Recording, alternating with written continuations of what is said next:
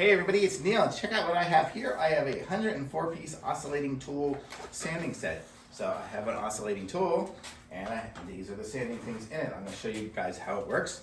So I have to first take off my oscillating tool, and then it comes with two different sets here. It comes with a set for the big ones and a smaller detail one. I guess I'll show you the small one first. So the way it works is we put this on, just like any other oscillating tool. Different tools work differently. And then you've got the little, Velcro padded things, and you stick it on.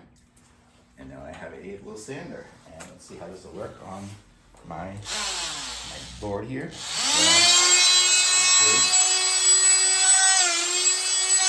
Does a pretty good job. Let's just see what the bigger one looks like. So that's what it did for the sanding. And then the bigger one here will fit on like that.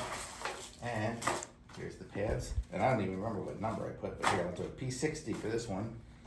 We'll do a 60. So there, I've got my 60 grit sandpaper on. Now I should be able to sand an even bigger surface.